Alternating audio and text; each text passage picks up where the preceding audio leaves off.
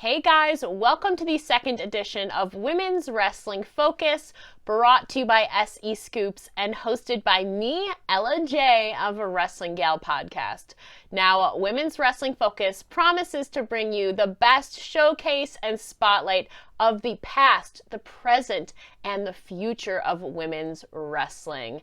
Now, we got a lot to dive into today, from AEW's first ever women's main event to the recent list of the top 50 greatest women's superstars from WWE, and lastly, 3 key women's wrestlers to watch during Wrestlemania Weekend on the independent scene. So we got a lot to dive into today. So without further ado, don't forget to like, comment, and subscribe. Now let's get on with the video. So firstly, we have to talk about the major breakthrough that AEW has made with their women's division. I mean, we recently saw the amazing historic matchup between Dr. Britt Baker and Thunder Rosa in a lights-out main event match. Not only was it bloody, but it is now tied for the highest rated women's match in U.S. history at 4.7 stars out of 5. So first of all, that is such a commendable rating, and it totally deserves that. It was such an incredible matchup to watch live, but also to see the reaction from around the world afterwards was incredible. First of all, the matchup was amazing. Not only was it historic as Thunder Rosa came out the victor, but it shed some new light onto the AEW Women's Division, and I think it gave it a lot of rejuvenation that it so desperately needed. Now it's up to AEW now to capitalize on that main event and push their women's division, who are perfectly capable of stepping up to the plate on a weekly basis, multiple times a week now actually. The women in AEW are so incredibly talented, and they are perfectly capable of putting on stellar performances, not only just matches, as they are incredible in the ring, but I feel like there's a lot of characters who don't get enough time to properly showcase their talent, their looks, their skills, their incredible character work. Now, this matchup has given us the hope, the light that we've all been waiting for this AEW women's division. You know, you obviously have their women's champion, Hikaru Shida, but now to give a spotlight to other women outside of the title picture is something that AEW has been so desperately needing. They have that depth in their women's division, but we really wouldn't see much of it on Dynamite. We've seen a lot of amazing talent on Dark and now Elevation, but to let the women showcase their depth of their roster on Dynamite was groundbreaking and a real turning point for the AEW women's division. So I have nothing but high hopes after this incredible and bloody matchup that AEW will capitalize on this and turn it into something purely magical, because they certainly have the roster to do it. They have so many incredible characters, so many incredible thrilling talents that they can utilize. So let's just keep our hopes up that AEW capitalizes and takes advantage of this history that their women have made and give them the opportunity on Dynamite to showcase themselves. Now, another hot topic of conversation is the release of WWE's Top 50 Greatest Women's Superstars that was released last week. So we finally got the results of number 50 through number 1 within the modern era. And within WWE parameters, they defined the modern era as women's superstars from 1993 on, basically focusing on in-ring accomplishments, championship victories, and iconic moments. Now, a lot of people had a lot to say about this list, including myself. From my Twitter followers to critics to the women themselves, there was a lot to speculate and a lot to take in from this list. However, we are going to spotlight some omissions that mind-blown me, honestly. There are some women that I was shocked that were not included on this list. There was a lot of people debating over the rankings of this list and their criteria that WWE mentioned. So without further ado, we're just going to dive right in because there's a lot to talk about here. Now, before we talk about notable takeaways from this list, I just quickly want to say that all the women on this list are incredible, so talented, so deserving, and have had so many iconic moments. And everybody's perception of this list is going to be different based on different biases, different perceptions, different life experiences. Perhaps they have a personal connection with a few of these women superstars. So everybody's perceptions are going to be subjective, but I'm going to try and keep this as objective as possible and talk about some notable omissions from this list and basically just some notable takeaways because there's a lot to digest. So right off the bat, WWE listed obviously numbers 1 through number 50, number 1 through 5 being Trish Stratus, Charlotte Flair, Becky Lynch, Chyna, and Asuka in that order from 1 to 5. And also rounding out the top 10, we saw Sasha Banks, Lita, Alundra Blaze, Ronda Rousey, and Bayley. But I feel like there's a couple notable omissions from this list.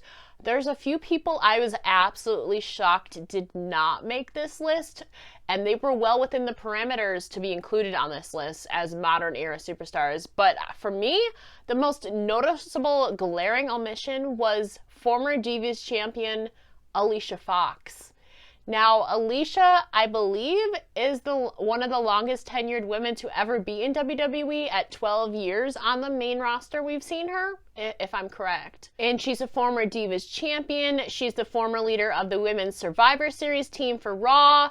She has had so many iconic moments in the ring in the Mixed Match Challenge. She is one of the best sellers and one of the best athletes in the history of the women's division, in my opinion. So the fact that she did not make this list is honestly unbelievable. I can't comprehend it. She absolutely deserved a spot on this list, and to me, that was the most glaring omission from this list. I still can't fathom that Alicia Fox, one of the most well-rounded athletes in the ring, is not on this list.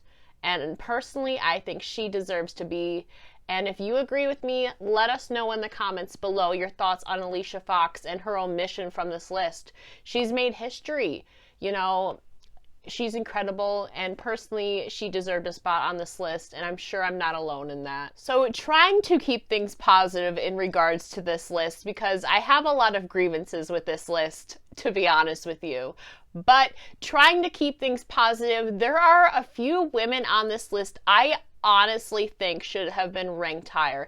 And again, this is all subjective. There's really no measurement to properly quantify what deems somebody to be in position 40, for example, versus number 30. Yes, WWE did say that they were ranking regarding in-ring accomplishments, championship victories, and iconic moments, but there are champions on this list that should be ranked way higher considering their number of championship victories and their all-aroundness with iconic moments in the ring.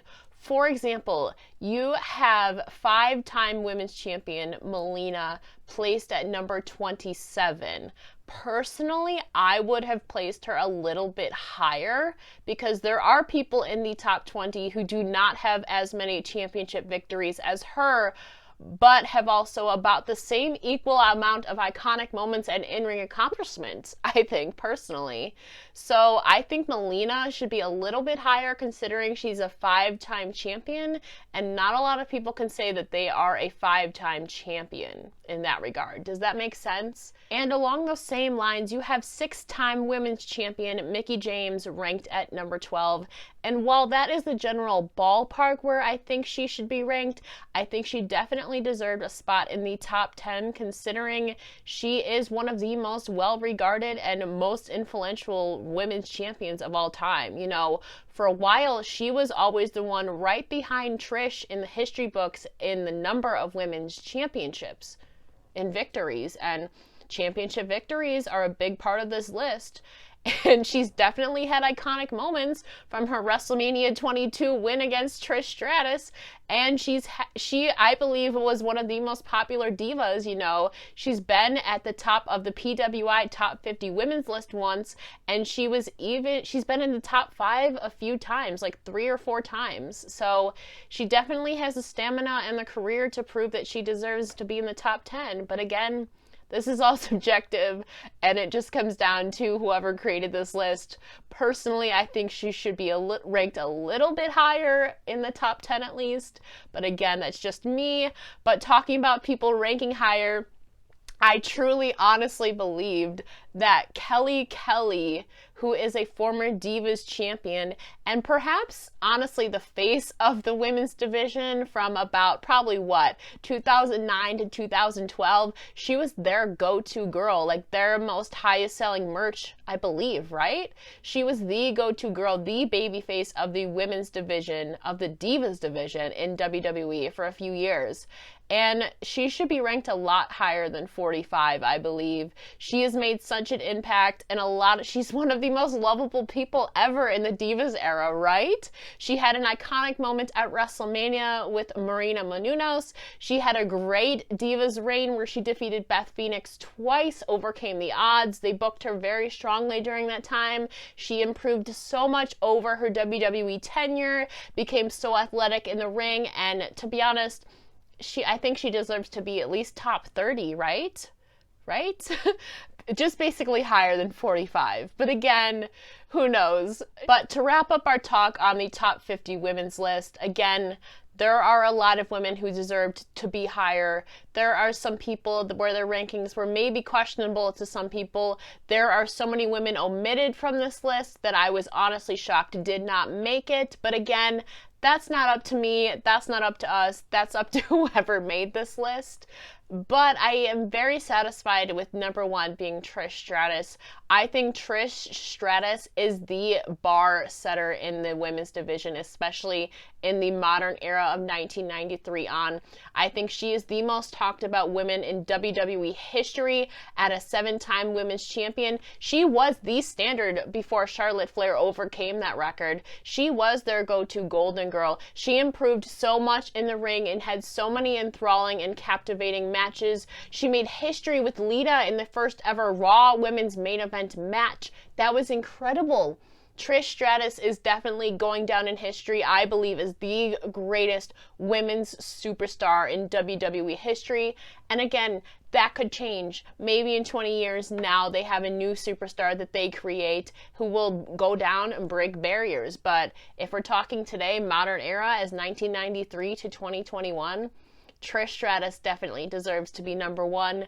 There are definitely arguments between Charlotte Flair, Becky Lynch, Chyna, even somebody like Sasha Banks, Bayley. There's a lot of women who you can argue to be number 1, but Trish Stratus, I think, is a solid pick to be number 1 on this iconic list. And rounding out this episode of Women's Wrestling Focus, we are still in the midst of WrestleMania season, which means Wrestlemania Weekend is coming up very quickly. In fact, it is next weekend.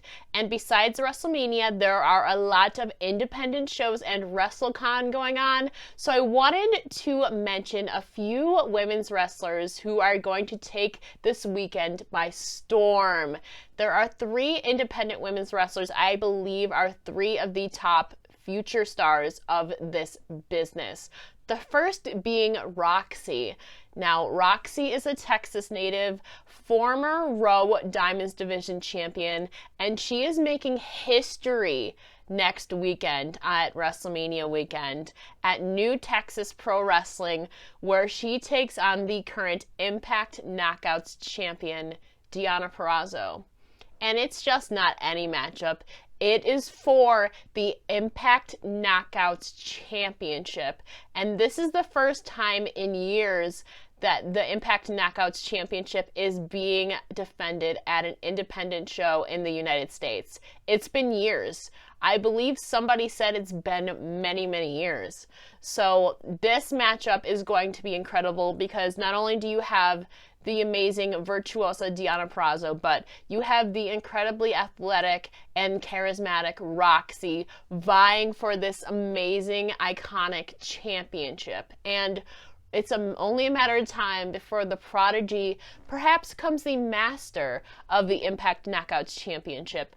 Maybe Roxy will overcome the odds and become the new Impact Knockouts champion. She certainly has the stamina, the resiliency, the heart, and the passion of a fighter.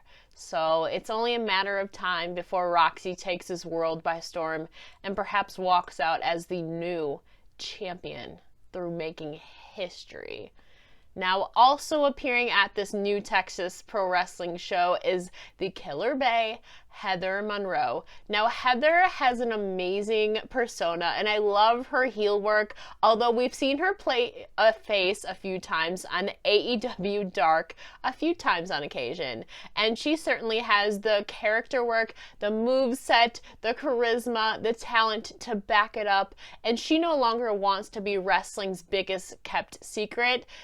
Heather Monroe is here to showcase herself on a grand weekend that is Wrestlemania Weekend at this new Texas Pro Wrestling show. She has the look, the drive, the it factor, honestly. So if you haven't had your eyes set on Heather Monroe, I highly suggest checking her out next weekend at New Texas Pro Wrestling on April 9th. And also taking place on April 9th, we will see Chicago native Sky Blue take on Kiera Hogan at Generation Championship Wrestling. Now, Sky Blue is very spunky and very likable with crowds, but she's making a name for herself in the independent scene, quickly rising up against the likes of previously mentioned Roxy and Billy Starks, who is another incredible talent. We've seen her defeat Deonna Purrazzo. So it's like it's all coming full circle. So Sky Blue, the sky is the limit for her, to be honest with you. She is so incredibly driven and really athletically eye-catching in the ring. So I highly suggest checking her out next weekend as she takes on the current Impact Knockouts Tag Team Champion, Kiera Hogan. That's definitely one to watch.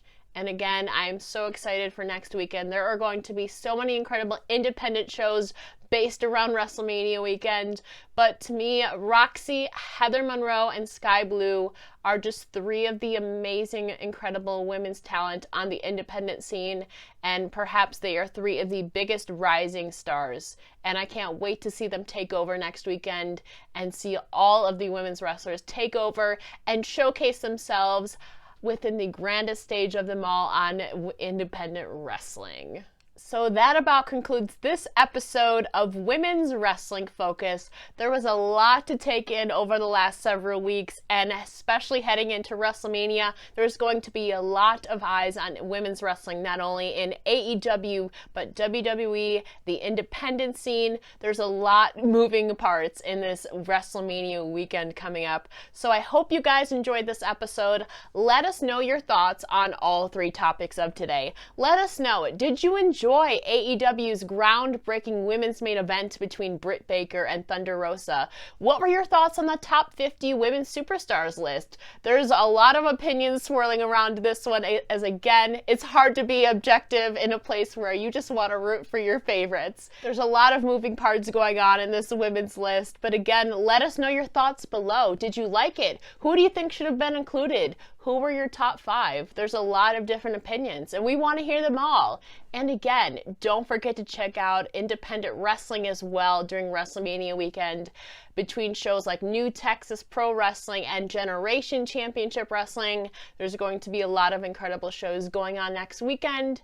And again, don't forget to like, comment, and subscribe, and let us know your feedback. What would you like us to talk about next on Women's Wrestling Focus? Do you want it to be a current event? We can dive into a topic of the past, or perhaps you want to know our thoughts on the future of women's wrestling. Let us know down below. And again, this is Ella J signing off, hoping you enjoyed this second installment of Women's Wrestling Focus. Bye, guys.